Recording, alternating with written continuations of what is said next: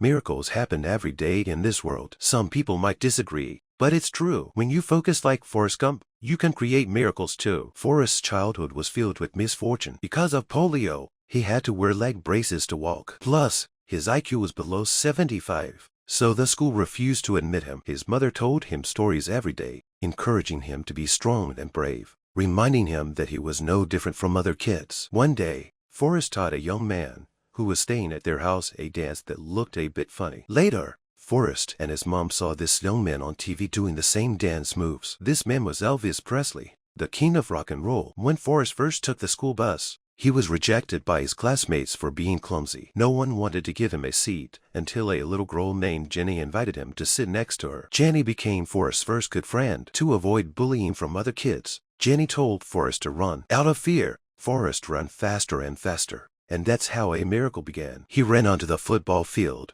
his speed surpassing even the professional players. This caught the coach's attention, and Forrest was recruited onto the football team. The players would hand him the ball and tell him to run, and he would, creating miracles. Forrest became a football star and even shook hands with President Kennedy. After graduating from college, Forrest received a draft notice. On the army bus, he was again shunned until Bubba invited him to sit next to him. Bubba became Forrest's only friend in the army. Forrest excelled in the military, simply following orders without overthinking. During a rifle assembly drill, he broke a record. Life in the army was uneventful, but Bubba kept things lively. Bubba's family were shrimpers, and his dream was to own his own shrimp boat. At night, Forrest would think of his mother and Jenny. On a leave, Forrest visited Jenny, who had become quite troubled. Jenny's mother had passed away, and her father was abusive. She had lost hope in life and wanted Forrest to leave. Forrest awkwardly told her that he was going to Vietnam, and that it might be a long time before they saw each other again. Jenny, as always, told him to run when things got tough. Forrest nodded. After saying goodbye to his mother,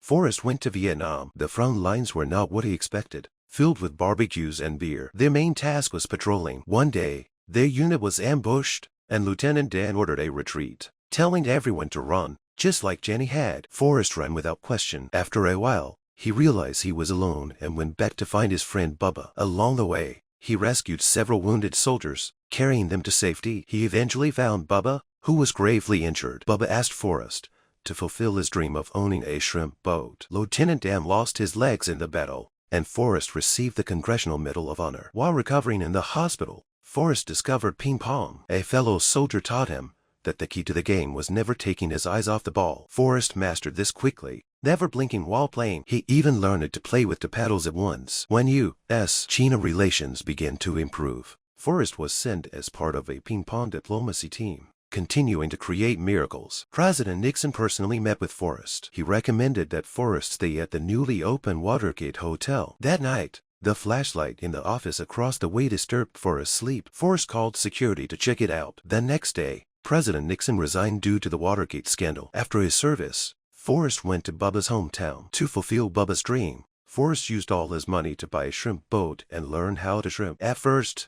all Forrest caught were sea snails. Shrimping wasn't as easy as Bubba had said. An old fisherman told Forrest that naming the boat could bring good luck. Forrest named his boat Jenny. Instead of seeing Jenny, Forrest saw Lieutenant Dan, who had lost his legs. Dan had promised to be Forrest's first mate. Dan's shrimping skills weren't great, and their catches were mostly trash. One day, they faced a severe storm at sea. Forrest was scared, but Dan climbed to the top of the boat, cursing the storm and his fate. The next morning, the sea was calm. The news reported that all the boats in the harbor were destroyed by the storm, except for the Jenny. With no competition, shrimping became easier. Forrest's shrimp business flourished. When Forrest learned that his mother was ill, he returned home. His mother comforted him, saying, "Life is like a box of chocolates. You never know what you're gonna get." Lieutenant Dan invested Forrest's earnings in Apple stock, making Forrest a billionaire. Even with his wealth, Forrest remembered his mother's words, "Money is only good if it's enough." Forrest donated his excess money to the church and a nursing home. Bubba's family also received a donation from Forrest. One day, Jenny finally returned to Forrest. Forrest proposed to Jenny, but she didn't give a clear answer. That night, Jenny came to Forrest's bed but left the next day,